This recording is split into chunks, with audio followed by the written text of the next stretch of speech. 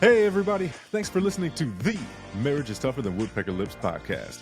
This is Brian, joined by my co host, Paul. We'd like to welcome you to a community meant for the men of the world to share their thoughts and perspectives on marriage. We can learn from each other's experiences and help each other be better husbands. This week's episode is called My Goals Are Your Goals. We're going to talk about getting aligned on your goals, whether that be debt payment. We're going to talk about how goals change, and we're also going to talk about what goals are accomplished, or when goals are accomplished, what happens next. Before we hop all the way into the episode, just wanted to say thank you if this is your first time rocking with us. But if you've been listening to a while, thank you and welcome back. We want to encourage you to lean into community. So you can DM us on Instagram, searching Marriage is Tougher, or look us up on Facebook or YouTube. We also have our website, marriageistuffer.com, where we have a contact form if you'd like to be a guest or leave us any feedback. You can also see our full Rolodex of archived episodes. So again, we just want to encourage you to lean into community, but let's get into this episode. Yeah, man. So I feel like I often open these episodes. I'm gonna throw it to you.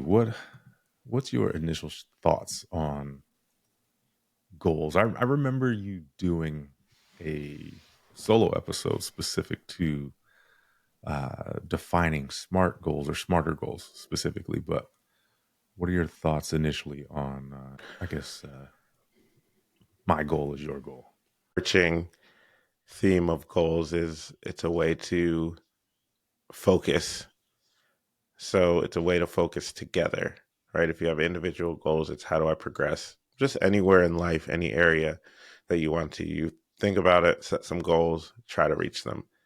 Sometimes you have big audacious goals that are seemingly out of reach that you're always striving for, and then other ones you have ones that are slow rollers that you'll eventually get to that are maybe 3, 4, 5 years down the road, and other ones that are now to 6 months. So goals are important. They stabilize you. They help you walk out who you think you are. They walk out who you want to be, and they also teach you how to grow. So when we talk about goals, my goals are your goals. It's a good place to partner with your spouse, but also communicate through things. You get to learn about your spouse and grow in that way. If you're like, hey, this is what I want to do, this is what I think we should do. And then they might be like, well, maybe I think we should do this. And you just communicate about those things that are deep inside, because goals in essence are things that you really want to strive to and are the makeup of who you are, or who you think you want to be. And so getting to those are pretty important, but it's a way to connect. It's a way to communicate. It's a way to grow. It's a way to become one in a sense. Mm-hmm. Yeah, that's good, man. Becoming one is key. However, spouses can have wildly different goals as well, right? So, what's the importance of having similar goals? Or if, let's just say I have very ambitious career goals, how can that necessarily be my spouse's goal as well? I think to answer your first non-question that you changed, um, I don't know if it's necessary to have similar goals at first. I think it's necessary to be open to compromise on what goals are best for the entire unit, right? So if it's just you and your spouse, what are the marriage goals? If you have a family, what are the family goals? Those type of things. To use your example of, ambitious career goals, then we have to talk about how that plays out in marriage, right? What are the sacrifices that um, the one who's maybe not so ambitious has? Or if you're both super ambitious, then what are the sacrifices that you guys are willing to make? And that way, actually, that those goals, once you decide them, they anchor everything else that you do. Right. So, right. So if you have very ambitious goals and both of you have ambitious goals, one has already been working in a while and is kind of moving up the ladder, and the other one is, maybe has to go back to school. So that's a sacrifice that you guys are going to have to make. So maybe you're not going out as much, you're not doing as much quality time things because you're trying to reach your, move up the ladder in some way. So maybe it changes kind of a carefree approach that you're taking to your social time. Now everything may have to be calculated so that you can achieve the goals that you have. So there's they don't have to be similar at first, but obviously you have to come to agreement on what our goals will be as a family or as a unit. So I think that's more important initially and kind of getting to that space. Yeah, and I'm all for that. I mean,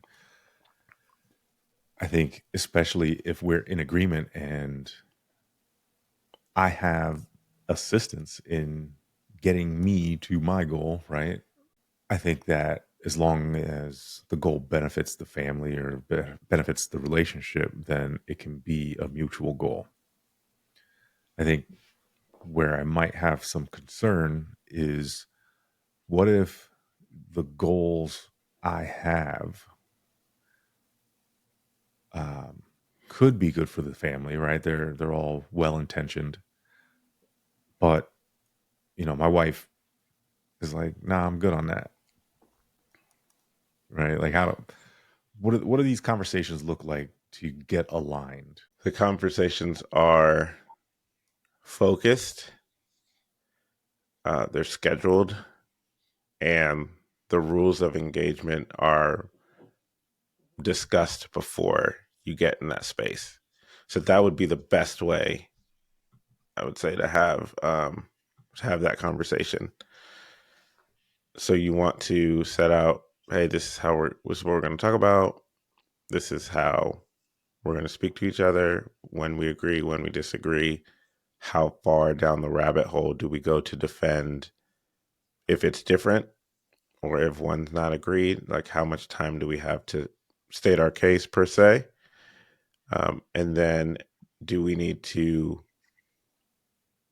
come back together at a different time? Like, do we need time to think about it in this conversation, or are we going to pause the conversation and come back, or maybe park this specific topic, come back after we each have time to think about it and bring it?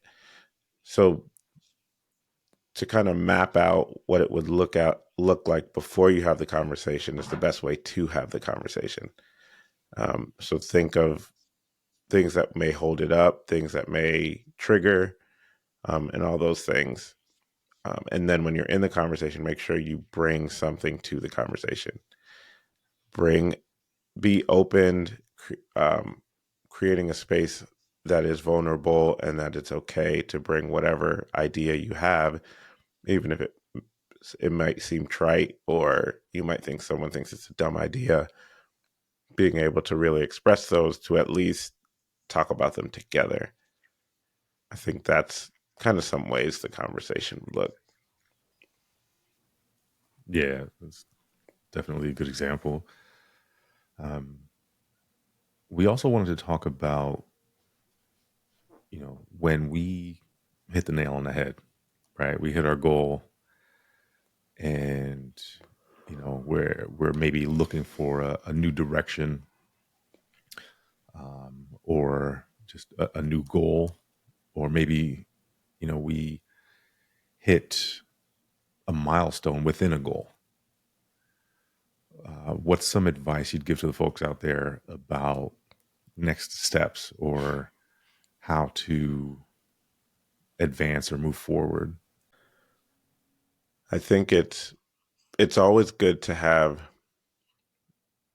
long-term goals that we're working toward, and kind of stage them out, right? So like, say it's getting rid of your debt, for example, right? Like Mm. it might take, 18 months to 3 years to get fully debt free, but then you have to have the next step kind of decided before you get there. It might not be fleshed out on how it's going to happen, but say it's we want to get debt free because then we want to give as much as we can.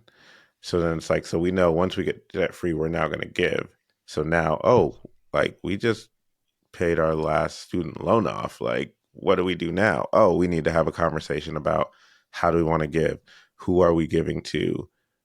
Now it's a kind of an allotment conversation. Okay, so we're going to give, this much to nonprofits. We're going to allot this much for family emergency, like other family emergencies that we can just give to, like if someone's in need. We're going to allot this much to maybe our kids' schools or something that we care about.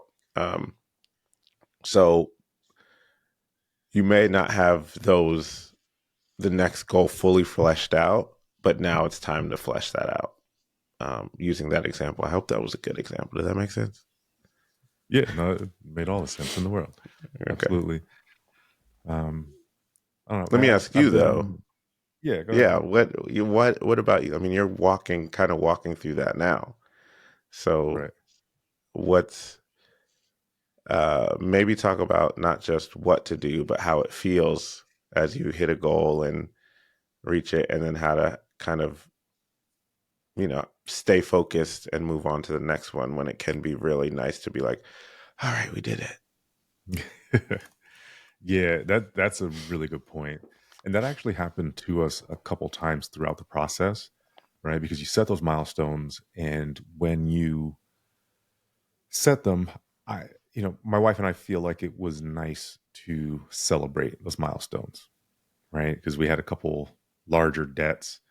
One was this, vacation package that we spent like 23 grand on, right? Her student loans, vehicles.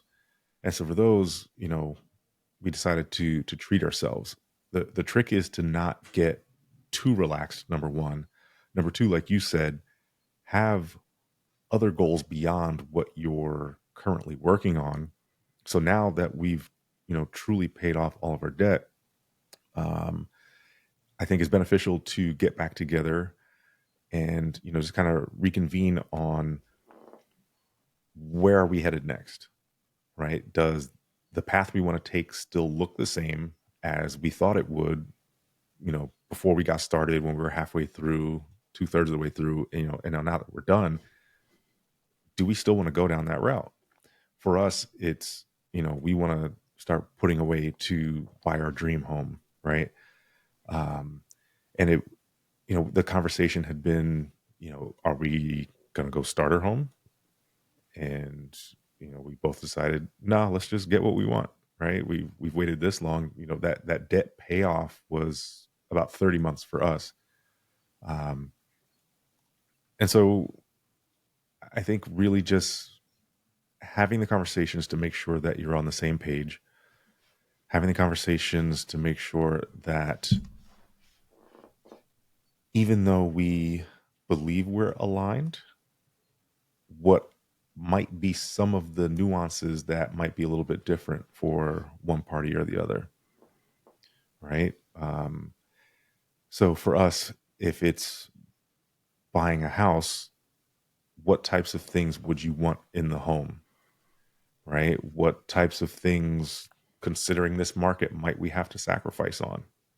How long are we willing to wait, right? And then by putting the plan together, we want to have a significant down payment. So what does that look like, right? How much time do we want to give ourselves? 2 years? Okay, well, let's break that down by 24 months and decide how much money we're going to commit to put away to get to that number, right? And then I think for us, what we've decided to do is specifically follow that route, but we're also, not necessarily counting our bonus money. We'll put that on top, so it'll give us a little bit of cushion as well. Um, I think I've answered your question. That's Thank you for walking us through kind of your process. and what it looks like to reach one of those big goals and still move on. An important thing you said is make sure you have something beyond, but also make sure that you're still at the same place that you were, or you thought would be once you got there. But the main thing that stuck out to me is even if you're aligned or could be aligned or similar, there are nuances that what are those nuances? And let's talk about those. And I think using those examples of like, yeah, we want this house, but what do we want in the house? How many rooms? Blah, blah, blah. You may say, yeah, I want a 4-bedroom, 3-bath, but then it's like, okay, how do we want to furnish this? What do we want to put in there? Like, are we buying all new appliances? Are we just going to take what's there? Or, those type of things. So I think that's good for any goal is think about, for those of us that are like, hey man, we're on the same page, but then we can be on the same page, but someone can be on the first paragraph and someone can be on the fifth paragraph. So it's still the same book, it's still the same page. So you're in step, but there may be some little things that you do have to communicate through. So yeah, thank you for that. Yeah, absolutely. Is there one more Okay, thing? I wasn't sure if Did you we had any miss? other questions or if there's anything you wanted to bounce back at me that I had asked of you. Back, but I now forget what the questions are. Full transparency. Any other just experiences thinking about your goal conversations as you're walking through steps? I think you said something good about celebrating in the midst of them. How did you decide on what to celebrate? I think that might be even a good thing to talk about because my goals are your goals. We have to figure out how we're going to celebrate too. Yeah. So I don't think for us the celebration was like a pre-planned event, right? I think once we got closer to hitting those milestones and we started getting to feel that excitement about that specific milestone, that's when we made the decision like we deserve to celebrate this, right? And then it was more or less kind of like adding that to our goal, right? So now we're maybe not going to slow down, but we have freed up a little bit of money. Let's celebrate first and then, really continue to attack and add what we, the payments we had taken care of there to like our snowball, right? Mm-hmm. I think there's probably a better way to do that, right? If you plan ahead and say, hey, once we get to this milestone, we're going to set aside this amount of money to do the X, Y, and Z, Mm-hmm. but that wasn't the process for us. And I mean, off the top, we had decided that we didn't really want to sacrifice too much on our lifestyle. So we had to get a little bit creative with that payoff. So what that means is we could have gone faster. But you know, we I guess didn't necessarily want to feel too much of the pain. It's important to my wife that we still be able to vacation, that the kids still be able to do all the things that they want to do, athletics, after school events, and all those things. But once we made that decision, we just made it happen. And I think that's one of the biggest things about setting goals, especially when you figure out what your why is. And if that why is bigger than yourself or, bigger than some selfish reason, you just figure it out. Right. And you kind of tend to deal with the consequences of some of those decisions that we made. Like, we understood that it was going to happen a little bit slower within the process that we chose simply because we didn't want to sacrifice lifestyle. All right, fine. As long as you're both on the same page with that, right? Your goal is my goal, then we move forward just as well just not as fast as we could have. But we were in agreement, so it wasn't a big deal. I think it probably took me a good week to get on board with that. But if I'm being honest, I think I like the way that we did it more or less because I knew it was making her happy. Yeah, that makes sense. If everyone's in a content space, even when it's hard, it doesn't become overbearing, right? There's no resentment setting in because, man, I got on board with your goal. Like, so then it's like, now it's your goal. Like, you want to have the full buy-in without any little cracks. If we're talking about my goals or your goals, we have to just lean in and figure out how to make it, how to be okay. Like, okay, this is it. This is what we're doing. And I think that's very important. So maybe you sacrifice 6 months in the process. Maybe it could have took you 24 months, 2 years, but you still got to the goal and the kids still got to do everything and wife's happy. So really everyone wins, literally. Right. Yeah. So I definitely felt like job well done. An extra 6 months, didn't really feel it. Maybe it pushes back us buying a house by 6 months, but it doesn't really matter. I think we're comfortable where we're at. We decided that we were okay doing it that way. And, like I said, you deal with the consequences of the decisions you make. I don't think there was anything wrong with the way we went through. Maybe it wasn't necessarily to the letter of the plan, but it was to the letter of our plan that we agreed on. yeah, that's a good point. You can use reference points, right? You can see how people get to certain goals, right? How people, attack debt or how they communicate through other goals, what we're going to do with our bodies, right? If we're going to eat right and work out and all that. And there's plans for those things, but you have to figure out what works for both of you. And that is the point of this episode. Use templates, but make the actual, recipe catered to what you guys want. And once you do that, you will be locked in together. No one can come against what you've decided, and you'll just walk together to walk it out. So I think that's a very important point. Yeah. So that's all I got, man. All right. Well, we appreciate you guys listening to this episode. Again, we want to say reach out to us, Searching Marriage is Tougher on all social media platforms. And check out our website, marriagestougher.com, so you can hear all of our episodes. And if you'd like to be a guest, you can fill out the form there, and we'll reach back out to you and get you on the show. So until next time, see ya. Peace.